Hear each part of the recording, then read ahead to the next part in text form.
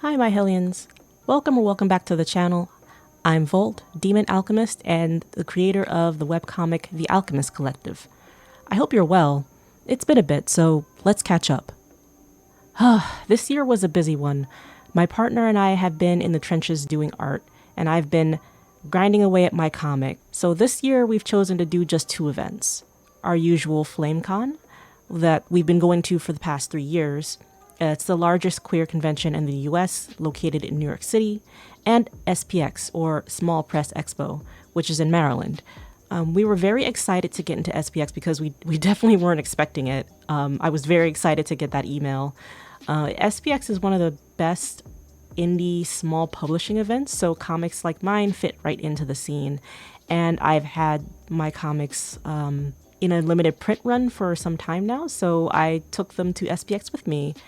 And I think it's probably the best event I ever could have asked for.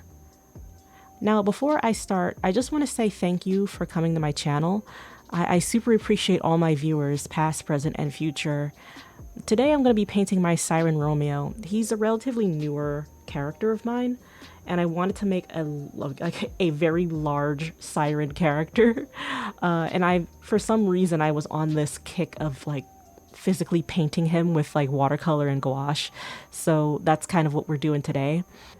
At first, I'm going to show you sort of the process of me drawing it from my from Clip Studio, because I've found a process that I like, in that I like to draw the line work and the sketch work first digitally, so that I can get all the proportions right and make sure it flips and mirrors right.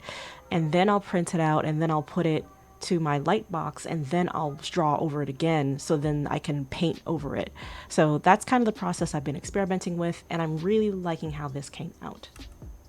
I really enjoyed painting this one, and I'm really glad to be able to share the process with you. And I'm happy that I recorded it, because this painting actually sold. More on that later. Anyway, FlameCon in August was a delight as usual. We like to go to this one because it's a great event to socialize at and catch up with other artists who we only ever really see once a year. It's cool to see who's new and who's returned, and we also have a few people who make sure to visit us at our table each year from our mailing list, and I really appreciate that. Or if they follow us on social media and they're in the same area, they like to come and talk to us, and that means so much to me. Shout out to you guys for coming up to the table and just gushing about Eleusios and gushing about Dio and all my characters. I can't, that really made the event for me, is just people really appreciating the work that we do and the things that we make. And I always get a burst of inspiration and serotonin whenever I go to this event, because it's just it's nice, and it's a masked event. So shout out to FlameCon for the mask mandate 5 years in. That's amazing, and not a lot of events do that anymore, and I feel really comfortable with it being a masked event. I've never gotten con cred from this event, but for some reason, it always rains on the weekend of. The past 3 years that we've been going, it always rains in New York when we go, and it's not fun. I thought maybe this year would be the year that it would not rain on this particular weekend. Alas, we were the second day in. The first day, I'm all right, great, no rain, let's do this. And then by the time we left, we walked out and it was pouring rain, and I'm you just couldn't help yourself. You couldn't help yourself. You just had to rain on this weekend. So that's kind of a tradition too. So we're always ready for that. So I also went to this panel. It was for YouTube, YouTubers and making videos on YouTube. So this was a really nice panel, very wholesome, plenty of good advice. And it made me think about all the topics I had written down over the course of a year in this small little Midori notebook that I have. And I have so many ideas that I think I wanted to talk about, and I still want to talk about. But I tend to psych myself out, guys. When I hit record in Audacity, I always wonder, is this something that people want to hear? Is this something that people might be interested in? Is this something that I might be interested in? will this be a lot of research? Am I missing something from the research? Am I saying these things correctly? Am I saying them right? Things like that I think about. I overthink what I want to say, and I end up not making the videos I say I want to make. And I guess I want to be more thoughtful with my words, and I end up overthinking and then not doing it at all. So here I am to say, hello, I'm Volt. It's nice to meet you, and I'm just gonna talk now. I'm just gonna make videos that I want to make, and not videos that what I think will do well. I think that's the biggest difference now between now and like when I was at that panel. It really made me realize that wow, people can just really express themselves here. I mean, we're not going to talk about YouTube's weird little censorship thing or the internet at large. That's for a different video, I think. But I really wanted to get the ball rolling on my channel because I do enjoy, okay, I won't lie. I enjoy making videos. I enjoy having the concept of having videos. I don't enjoy necessarily recording them, and I don't necessarily enjoy editing, but I will do it because I want the videos to be out. I want the videos out there. I want to be able to talk to you all and talk about my comic and the process, and I want to be able to maybe have helpful videos that show my process in making the comic that I make. Talking about lore and characters, and you guys sharing in the comments your lore and your characters. I thought a lot about doing different topics, but none of them really appeal to me when it comes to like what's happening in the art space. I don't think I'll be an art commentary channel. There's enough of those out there already. I just want a little corner of YouTube to talk about like my experiences and the work that I do on the comic and interact with you guys on that front. So yeah, Flame Con was great. It really really made me think that I should start doing this more. And yeah, that was how Flame Con went. We met up with some friends and like chatted with them, met new friends. It was just great seeing people in the same circuit come to like the same events every time. So always a good experience there. All right. Remember when I told you guys that I sold this painting? Well, like I said, I'm very, very happy that I recorded the entire process because I took it to FlameCon.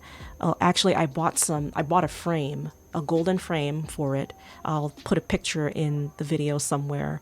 I bought a frame for it, and there's two paintings of Romeo that I actually ended up painting before the event. And I took them both to FlameCon.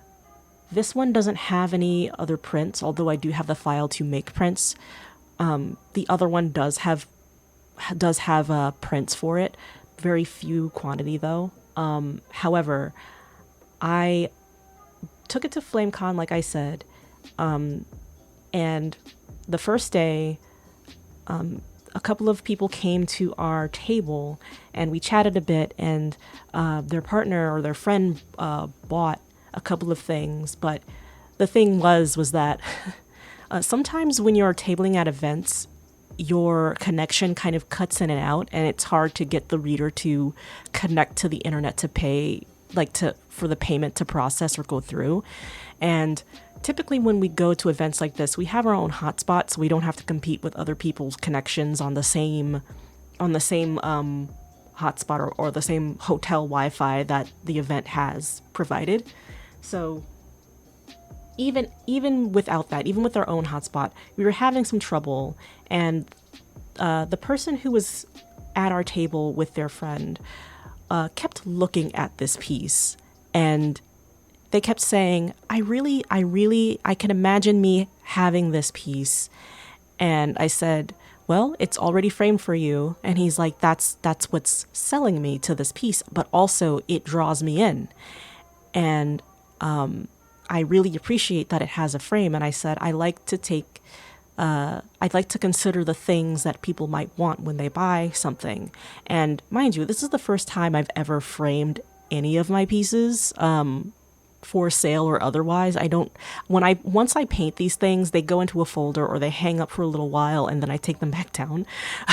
But I had it propped up on the table and the connection wasn't going through. And I guess that gave them enough time to deliberate and finally say, you know what, I'll buy it.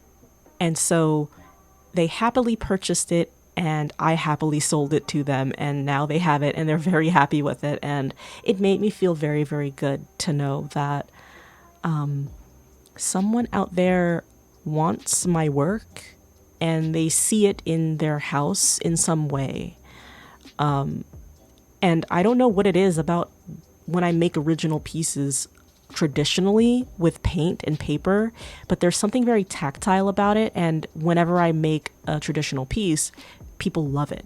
They go bazonkers over it for some reason. What is bazonkers? I don't know why I said it like that, but they love it. And it's not that my digital work isn't good. It's just that there's, I guess, more of a connection to the medium that is a little more tangible than digital. I love to do digital pieces. However, I find myself away from the computer, away from social media, and more at peace when it's just me, my tools, and the paper before me as I work. And I find myself to be a little bit more concentrated, more focused on making something than wondering if somebody will like it. I made this piece of art with with myself in mind, I guess, the process. I was just loving the process of making it, which is why I recorded all of it, because I said, you know, like, I may want to like archive this. I may want to make a video out of it. Not that I'm trying to make things for content, but I did save it because I wanted to record my process. And I am so glad I did, because I no longer have this original piece. So thank you to the person who purchased it and it is now in their collection. I really appreciate that. I don't sell originals very often, so I'm always beyond words when I do sell a piece. So I'm still like basking in that feeling. So thank you, Flame Con, for having us another year. All right, so without further ado, I'd like to turn it over to today's sponsor. It's me. I'd love to have more time to dedicate to making the Alchemist Collective and more comics for you guys. And I'd love to dedicate more time to me and my partner's art business, where we go to different events and we make more comics and zines for y'all. I want to start writing stories, like prose. I want to do all of that. And I would love to be able to build up sort of a body of work with my partner. And we would love to make more stories that are not just Alchemist Collective, but I do want to explore more stories with like monster people in them. And I would love to like world build for like fantasy and like expand and make videos about it too. I would love that. So if you guys are so inclined, consider joining my Patreon. Over there, I do have exclusive comics that are only on Patreon. I also have Discord access and early pages. So, you know, every little bit helps. And I want to share more of my experience as a comic creator with you. I also stream over on Twitch Tuesdays and Saturdays, so do follow me there for streams and chill chats about things like comic making, characters, and sometimes games. I rarely game on Twitch. I usually just do art, but I like old RPGs and things like that, puzzle games. And yeah, I would love to chat with you guys. So yeah, just check me out there if you wanna talk and maybe even do some co-work if you are also a fellow artist. We do that as well.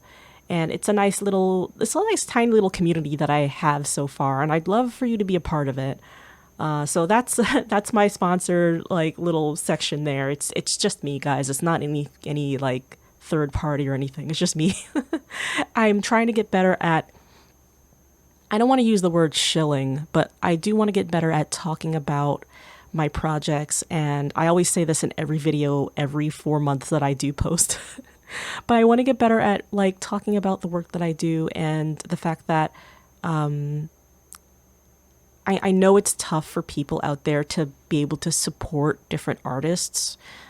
I'm the same way. I have to really choose who I want to support. Like I have to like rotate out some people, and that's okay. But and so in doing that, I know it's actually hard for me to talk about, because I know like it's hard out here for everybody, and it's hard for me to be like, hey, here's another Patreon to talk about, here's another thing to like join or whatever.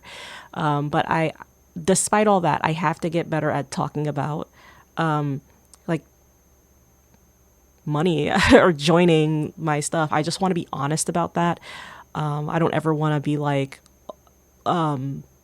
somebody that like never talks about it, and then I don't ever want to be like that person. But anyway, if you'd like to join my Patreon, it's there in the description below. And my Twitch is also just free to follow. My comic is also just free to read.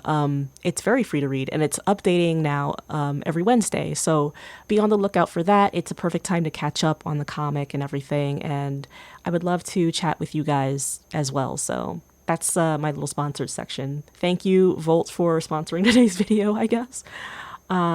So anyway, let's talk about SPX. So SPX, or Small Press Expo, is, as I said before, an indie comics expo in Maryland. This is me and my partner King's first year going. So SPX is, like I said, is located in Maryland, and I was really wanting to go for some years now, but I wasn't expecting to get picked to table. I believe it's like a lottery system where like you're kind of like randomly chosen, and I only ever applied 2 times before getting picked, so I was very excited. I want to talk about the bread and butter of this entire event was actually everything that led up to it. So the year prior, I want to talk about the Comics Accountability Club, or CAC as we call it. So the Comics Accountability Club is a neat little group where a bunch of us comic artists get together and be accountability buddies. There's also events for co-working and collaborations within the club. It's nice. It's very easygoing. There's like weekly meetings that we have, and I really love the vibe of the group. And CAC is where we met our friend Feather, a local comics creator. Shout out to Feather for being so great. We all got to know each other on the way to SPX. And so there were a lot of these members at SPX, and the entire weekend we were able to like meet and hang out and have dinner and talk shop essentially. They had their own table there too, which was neat. So shout out to Feather, Beanie, Shannon, Whitney, and so many other members of the Comics Accountability Club that we met that weekend and traded zines and chatted about comics. That was like a blast. As I said earlier, it has been the highlight of my year, this event. Like, our comics were so warmly received, and this is exactly the type of community that I wanted to be a part of, because you have to be kind of, it's hard to pitch comics at other events. Like, Comic Cons is actually surprisingly very difficult to pitch your own comic at, because when you go to a comic convention, like say like New York Comic Con or like any other Comic Con that's like very commercial heavy, where it's very pop culture oriented, essentially our comics are not quote unquote pop culture. They're very independent. So if an attendee is looking at your stuff, they're not necessarily looking for your stuff. They might stumble upon it and like it, but an attendee might be going to look for their very specific thing that they like a DC comic or a Marvel comic or something like that. So you only have but so much time to pitch your comics at other events, and anime conventions are the same way too.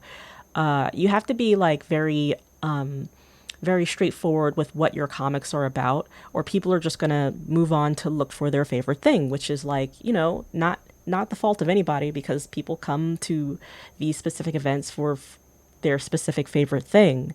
And when you're an independent artist that does mostly your own work, your own original stuff, it's you stand out, but it's also hard to grab attention, because when people look at your work, they don't immediately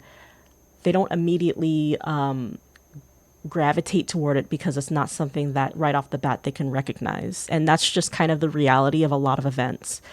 And so for me and King, we have to find the right sorts of events and be picky about it.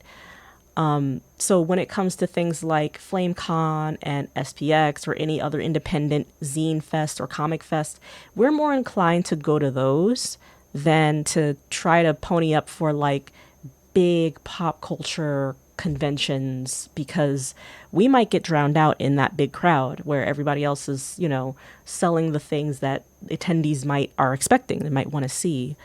But at SPX and, by extension at Con as well, you're more likely to it suits us better to be a part of a community that is making their own original stuff, because when you're making independent comics, it's like we're all in this together. We're all like making our own thing, and people are like expecting, when they go to an event like SPX, they're expecting to either find their favorite comic already or to find something new. And that's what's great about it, is that people are open to finding new things at these conventions. And I'm not saying that doesn't happen at anime conventions and comic cons. It definitely does.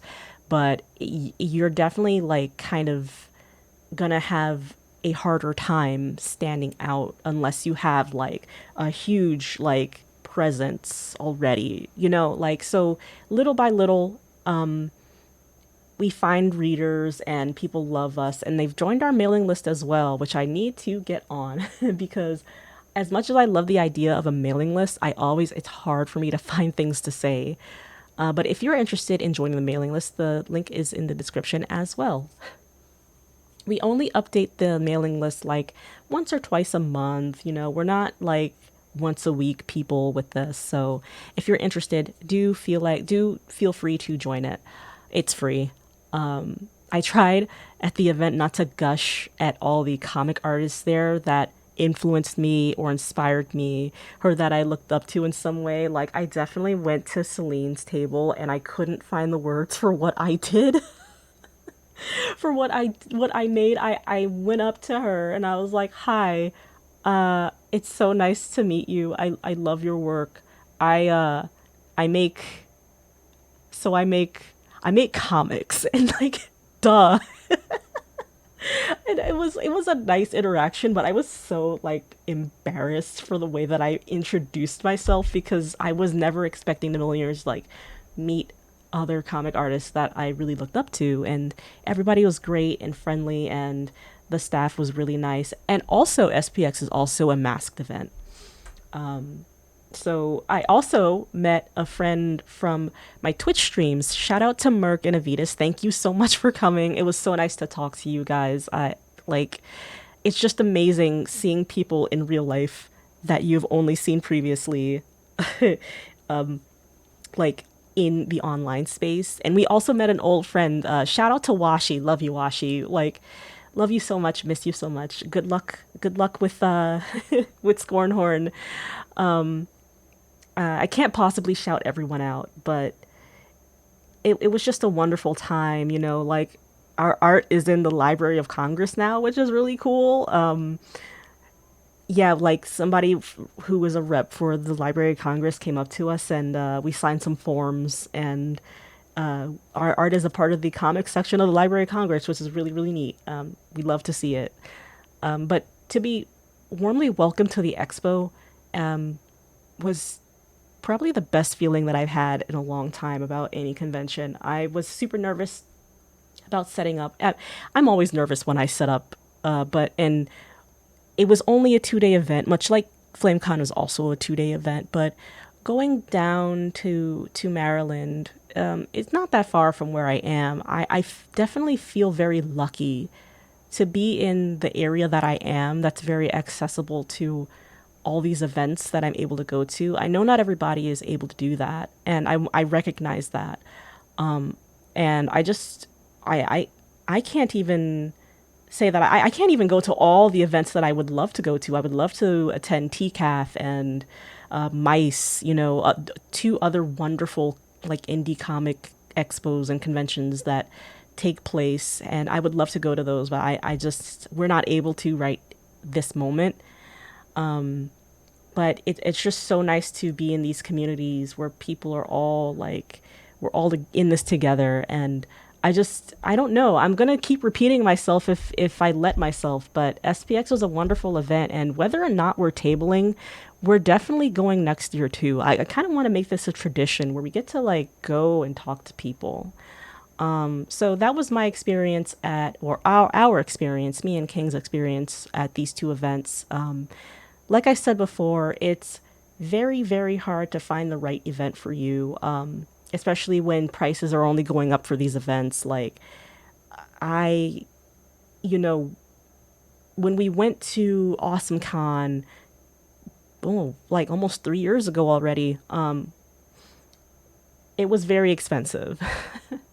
And there were a lot of lessons learned because when you go to events, yes, you want to make connections. Yes, you want to make friends, but also it's an investment in you. You kind of do want to make your table back, especially nowadays when things are a little dire out there.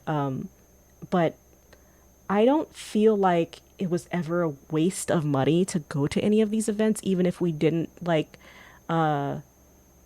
make profit. As long as we made table, I would see where it'd be worth it. Like there's an event that we have been going to since the first year, but their table prices went up this year, and between SPX and that event we kind of skipped that event because it's like, well, first of all, we really don't want to do an event in December, and secondly, we kind of don't, well, or November. It's November or December. I don't want to do an event so close to the holiday season.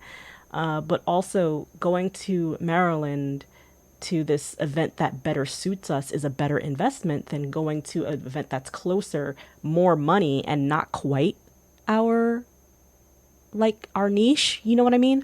So picking and choosing is very important when you go to these events. And as a comic artist, as a comic creator for so many years, I'm only just now like getting my footing and gathering readers, active readers who comment on my stuff. And it took a very long time to even get to this point.